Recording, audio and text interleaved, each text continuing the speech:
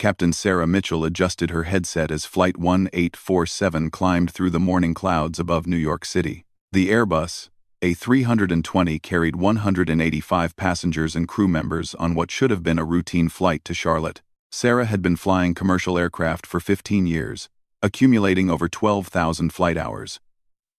Her calm demeanor and sharp decision-making skills had earned respect throughout the aviation community. First Officer James Rodriguez sat beside her, completing the post-takeoff checklist. The January morning was crisp and clear, with light winds and perfect visibility. Passengers were settling in for the 2-hour flight, many already reaching for their phones and laptops as the aircraft leveled off. At 3,200 feet, everything changed in an instant. A massive flock of Canada geese appeared directly ahead of the aircraft. Sarah barely had time to register the dark shapes before the birds struck both engines with devastating force. The sound was unlike anything she had ever heard during her years of flying, a series of loud thuds followed by an ominous grinding noise from both sides of the aircraft. The cockpit immediately filled with alarms. Warning lights illuminated the instrument panel like a deadly Christmas tree. The smell of burning metal and jet fuel began seeping into the cabin. Both engines had suffered what pilots fear most, a complete dual-engine failure. Sarah felt the aircraft begin to decelerate and lose altitude. Without engine power, the Airbus was essentially becoming a very heavy glider. She had perhaps 4 minutes to find a solution before the aircraft would be on the ground, one way or another. "Bird strike, dual-engine failure," she announced calmly to James, her training taking over despite the chaos around them. "Take the controls while I run the emergency checklist." James gripped the yoke as Sarah began working through the emergency procedures. Her fingers moved quickly across the instrument panel, attempting to restart the engines. The left engine showed no signs of life. The right engine was producing minimal thrust but not nearly enough to maintain flight. Air traffic control was immediately notified of the emergency. Controllers began clearing airspace and coordinating potential landing sites. LaGuardia Airport was behind them, and Teterboro Airport was ahead, but both required altitude and distance the aircraft simply did not have. Sarah looked out the windscreen and saw the Hudson River stretching below like a long, dark ribbon through the heart of Manhattan. It was January, meaning the water would be brutally cold, but it was also the only option that made sense. The river was long enough, wide enough, and free of obstacles. "We're going to land on the Hudson," Sarah announced, both to her first officer and to air traffic control. The words hung in the air for a moment, as everyone processed what she had just said. Water landings, or ditching, as pilots called them, were rarely successful with large commercial aircraft. Sarah took back control of the aircraft and began preparing for the most challenging landing of her career. She needed to balance airspeed and altitude perfectly. Too fast, and the aircraft would break apart on impact with the water. Too slow, and they would stall and crash before reaching the river. In the cabin, flight attendants began preparing passengers for an emergency landing. The mood shifted from casual conversation to tense silence as people realized something was seriously wrong. Some passengers began making phone calls to loved ones, whispering urgent goodbyes. Sarah descended the aircraft toward the Hudson River, threading between the tall buildings of Manhattan. She could see people on the streets below stopping and pointing upward at the low-flying commercial jet. The aircraft was now at 1,000 feet and descending rapidly. With the George Washington Bridge approaching ahead, Sarah knew this was her one chance. She pulled the aircraft's nose up slightly to control the descent rate and aimed for a smooth section of the river between two ferry terminals. "Brace for impact," she announced throughout the aircraft. The Airbus touched the water at precisely 150 miles per hour. Sarah held the nose up as long as possible, allowing the tail to contact the water first. The impact was tremendous. Water sprayed over the windscreen as the aircraft skipped once across the surface before settling into the river. The fuselage remained intact, but water began entering through the rear of the aircraft. Sarah and James quickly ran through the post-landing checklist, while flight attendants began evacuating passengers through the emergency exits over the wings. Within minutes, ferry boats and rescue vessels were racing toward the floating aircraft. The water was freezing, but passengers and crew were moving quickly across the wings and into life rafts. Sarah walked through the cabin twice, ensuring every single person had evacuated before she finally stepped out onto the wing herself. Standing on the wing of her aircraft in the middle of the Hudson River, Sarah watched as the last passengers were pulled to safety by rescue boats. All 185 people on board had survived what aviation experts would later call one of the most remarkable emergency landings in commercial aviation history. As the aircraft slowly began settling deeper into the river, Sarah climbed into the final rescue boat. Her quick thinking and precise flying had saved every life on board. The aviation community was about to learn the name Captain Sarah Mitchell, and her call sign, River One, would become legendary among pilots around the world. The rescue operation continued for hours, as emergency responders ensured everyone received medical attention. Several passengers suffered minor injuries from the cold water and impact, but there were no fatalities. The successful water landing would be studied in aviation schools for decades to come. Sarah stood on the Manhattan waterfront, wrapped in an emergency blanket, watching her aircraft disappear beneath the surface of the Hudson River. She had lost her plane, but saved 185 lives. In the aviation world, there was no greater victory than bringing everyone home safely. Within hours of the Hudson River landing, news crews from around the world descended upon New York City. The story of Captain Sarah Mitchell and the miracle on the Hudson spread across every major news network, social media platform, and aviation publication. Passengers were calling her a hero, but Sarah remained focused on one thing: understanding exactly what had happened and why. The National Transportation Safety Board launched an immediate investigation. Senior investigators arrived at the scene while recovery crews worked to raise the sunken aircraft from the river bottom. Every detail of the flight would be scrutinized, from the bird strike to the final moments before impact with the water.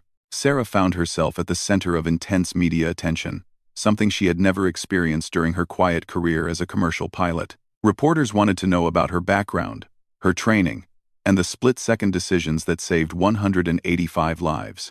She answered questions carefully and professionally, always emphasizing the teamwork of her crew and the professionalism of the rescue responders.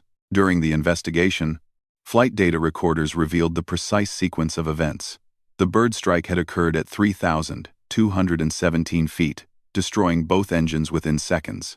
Sarah had exactly 3 minutes and 28 seconds from the moment of impact until the aircraft touched the water. In that brief window, she had made dozens of critical decisions that meant the difference between life and death for everyone on board. Aviation experts began analyzing Sarah's performance using flight simulation technology. Test pilots attempted to recreate the emergency landing using the exact same conditions: aircraft weight, weather, altitude, and engine failure scenario. Most simulator attempts resulted in crashes into buildings or short landings that would have been fatal. Dr. Michael Chen, a flight safety expert at the Federal Aviation Administration, spent weeks studying the data. Captain Mitchell's performance represents textbook emergency decision-making under extreme pressure, he explained to investigators. Her ability to assess multiple options, calculate risks, and execute a plan in less than 4 minutes is remarkable. This case will be studied in aviation training programs for generations. The aircraft manufacturer, Airbus, sent their own team of engineers to examine the wreckage. They wanted to understand how the aircraft performed during the water landing and whether design improvements could help future emergency situations. The A-320 had held together remarkably well during the impact, contributing significantly to the survival of everyone on board. Meanwhile, Sarah returned to her home in upstate New York, trying to process the events of that January morning. She had always been a private person, preferring the quiet professionalism of the cockpit to public attention. But letters and emails began arriving from around the world from fellow pilots, aviation students, and passengers who had been inspired by her story. One letter particularly moved her. It came from Captain Robert "Thunder" Williams, a veteran F-22 Raptor pilot stationed at Langley Air Force Base in Virginia. He wrote about the respect military pilots had for commercial aviation, especially when civilian pilots demonstrated the kind of skill and courage Sarah had shown over the Hudson River. In military aviation, we train constantly for emergency situations, Captain Williams wrote. But commercial pilots like you handle emergencies with passengers depending on your decisions. What you did that day represents the highest traditions of aviation professionalism. Every pilot in our squadron has discussed your landing. You have earned our deepest respect. The investigation also revealed details about the bird strike itself. The Canada geese had been migrating south along the Hudson River corridor, following their natural flyway. The collision was unavoidable. The birds had appeared directly in front of the aircraft with no time for evasive action. Wildlife management officials began reviewing procedures for monitoring bird activity near major airports. As weeks passed, aviation organizations began recognizing Sarah's achievement. The Airline Pilots Association nominated her for their highest honor. Flight training schools requested permission to interview her for educational programs. Aircraft manufacturers wanted her input on emergency procedure design, but Sarah remained humble about her actions. "I was doing my job," she told reporters. "Every commercial pilot trains for emergencies like this. I was fortunate to have excellent training, a skilled crew, and a little bit of luck that day." The real heroes were the flight attendants who evacuated passengers and the rescue teams who pulled everyone from the water. The Federal Aviation Administration began incorporating lessons learned from Flight 1847 into pilot training requirements. New procedures were developed for dual-engine failures at low altitude. Flight simulators were programmed with scenarios based on Sarah's experience, allowing pilots to practice similar emergency landings. Dr. Jennifer Walsh, an aviation psychologist, studied Sarah's decision-making process during the emergency.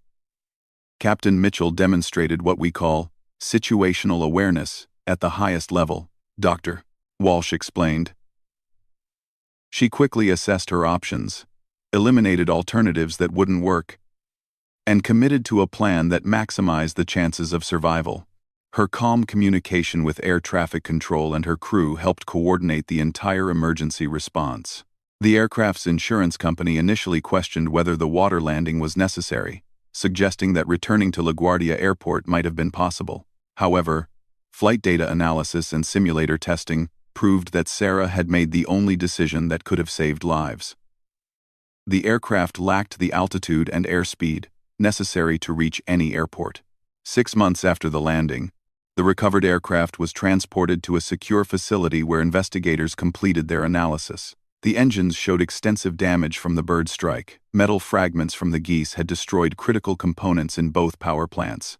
The aircraft had essentially become a glider from the moment of impact. Sarah returned to flying 3 months after the incident, following standard procedures for pilots involved in major aviation events. She underwent additional training and psychological evaluation, but her skills and judgment remained sharp.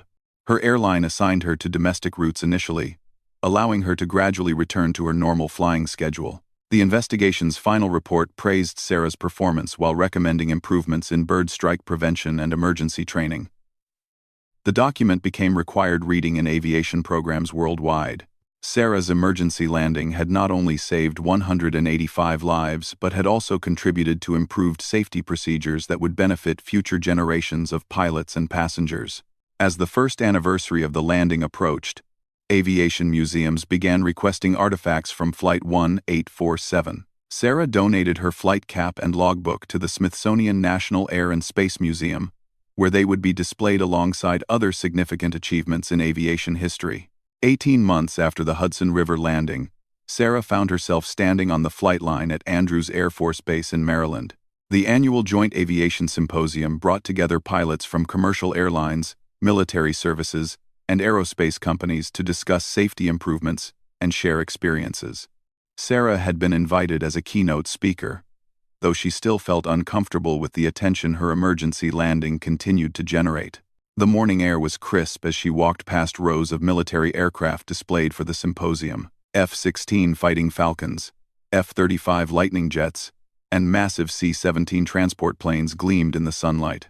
At the far end of the flight line, 2 F-22 Raptors sat like sleeping predators, their angular stealth designs unlike any other aircraft in the world. Captain Robert Thunder Williams and Captain Lisa Viper Chen were conducting pre-flight inspections on their F-22 seconds, preparing for an afternoon demonstration flight. Both pilots had followed Sarah's story closely since the Hudson River incident.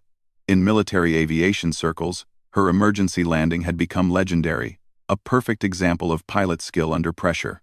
"You know, Thunder, I've been thinking about that commercial pilot from the Hudson landing," Captain Chen said as she checked her aircraft's weapon systems. Mitchell, right? She's speaking here today. Captain Williams nodded, running his hand along the F-22's wing. Captain Sarah Mitchell. Call sign River 1 now, according to the aviation magazines. What she did that day, that was pure airmanship. No fancy weapon systems, no ejection seat, just stick and rudder skills with 185 souls depending on her decisions. The symposium's morning session featured presentations on emergency procedures and crisis management. Sarah took the stage at 10:30 a.m., standing before an audience of 500 pilots, air traffic controllers, and aviation safety experts. She wore her captain's uniform, 4 gold stripes clearly visible on her sleeves. "Good morning," Sarah began, her voice calm and steady. 18 months ago, I was just another airline pilot doing my job. I never expected to find myself standing here, talking about an experience that lasted less than 4 minutes, but changed everything about how we think about emergency procedures." She clicked to her first slide, showing a map of Manhattan with the Hudson River clearly marked. Flight 1847 took off from LaGuardia at 3:15 p.m. on January 15th. At 3:18 p.m., we struck a flock of Canada geese at 3,200 feet. By 3:21 p.m., we were floating in the Hudson River with all 185 people on board, safely evacuated. The audience listened intently as Sarah walked through the technical details of the emergency. She explained her decision-making process, the challenges of water landing with a commercial aircraft, and the teamwork required from her crew and air traffic controllers. "The most important lesson from that day isn't about my flying skills," Sarah continued. "It's about preparation, training, and trusting your experience when everything goes wrong. Every pilot in this room has trained for emergencies. When they happen, that training becomes the difference between success and tragedy." During the lunch break, word spread quickly through the base that Captain Mitchell was present. Pilots from various squadrons made their way to meet her, asking questions about the landing and sharing their own emergency experiences. The military pilots showed particular interest in her decision-making process under extreme time pressure. The afternoon demonstration flights were scheduled to begin at 2 p.m. Captain Williams and Captain Chen had planned a formation flight showcasing the F-22's capabilities, including high-speed passes and precision maneuvers. As they prepared for takeoff, the air traffic controller's voice crackled through their headsets. "Raptor flight, you are cleared for takeoff. Be advised, Captain Sarah Mitchell, pilot of Hudson River Flight 1847, is observing from the tower today. Call sign River 1. The 2 F-22 pilots exchanged glances through their canopies. This was an unexpected honor, having the hero of the Hudson River landing watching their demonstration. Captain Williams keyed his radio. "Tower. Raptor flight copies. Please relay to River 1 that it's an honor to fly in her airspace today." Sarah stood in the control tower, watching the 2 F-22 seconds taxi toward the runway. She had never seen the advanced fighter jets up close, and their raw power was impressive even while moving slowly on the ground. The tower controller handed her a headset so she could listen to the demonstration's radio traffic. The F-22 seconds accelerated down the runway with afterburners blazing, climbing almost vertically into the clear afternoon sky. Their demonstration included high-speed passes, steep climbs, and tight formation flying that showcased the aircraft's incredible maneuverability. As the demonstration neared its conclusion, Captain Williams made a decision that would become one of the most memorable moments in military aviation tradition. He contacted his wingman on a discreet frequency. "Viper, what do you think about a little tribute to River 1 before we land?" Captain Chen immediately understood. "Absolutely, Thunder. She deserves our respect." The 2 F-22 seconds completed their final high-speed pass and began approaching the field for landing. Instead of proceeding directly to touchdown, Captain Williams called the control tower. "Andrews Tower, Raptor flight requests permission for a flyby salute to honor Captain Mitchell. Call sign River 1, for her service to aviation safety." The tower controller looked at Sarah, who nodded with surprise and emotion showing in her eyes. "Raptor flight. Permission granted for flyby salute. River 1 is honored by your tribute." The 2 F-22 seconds swept low over the runway in perfect formation, their engines thundering across the airfield.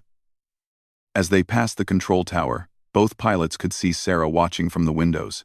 In a moment that would be remembered by everyone present, both pilots simultaneously raised their right hands to their helmets in a crisp military salute while flying past at 200 miles per hour. Sarah felt tears forming in her eyes as she watched the powerful fighters climb away. The gesture was unexpected, profound, and deeply moving. These were some of the most elite pilots in the world, flying the most advanced aircraft ever built. Yet they were honoring her actions as a commercial airline pilot. The radio crackled with Captain Williams' voice. "River One, this salute is from every military pilot who respects your professionalism and courage over the Hudson River. You represent the finest traditions of aviation." Raptor flight. Out. As the F-22 seconds landed and taxied back to the flight line, word of the tribute spread throughout the symposium. Military and civilian pilots alike understood the significance of what had just occurred. The salute represented recognition from the highest levels of the aviation community that heroism comes in many forms. Sarah spent the rest of the afternoon meeting with the F-22 pilots and their squadron mates. Captain Williams and Captain Chen explained that they had been discussing her emergency landing for months in their squadron briefings, using it as an example of decision-making under pressure. "In combat, we face life and death decisions regularly," Captain Chen explained. "But you did something even more challenging. You had 3 minutes to save 185 people, with no weapons, no ejection seat, and no backup plan. That's the kind of airmanship we all aspire to achieve." The symposium concluded with Sarah receiving the Aviation Week Pilot of the Year award, presented by a general from the Air Force and the president of the Airline Pilots Association. As she accepted the Crystal Award, she looked out at the audience of pilots who had become her colleagues and friends. This award belongs to every pilot who trains seriously, who studies emergency procedures, and who never forgets that our primary mission is bringing everyone home safely, she said. The salute from those F-22 pilots today honored all of us who share the responsibility of flight safety. As Sarah drove home that evening, she reflected on the journey from that terrifying January morning over the Hudson River to receiving recognition from the most elite pilots in military aviation. The call sign River One had become synonymous with pilot skill and courage, inspiring a new generation of aviators to maintain the highest standards of professionalism. The video of the F-22 flyby salute would be viewed millions of times online, becoming a symbol of mutual respect within the aviation community. Sarah's story had evolved from an emergency landing into a lasting reminder that heroism often emerges from ordinary people doing their jobs with extraordinary skill and dedication.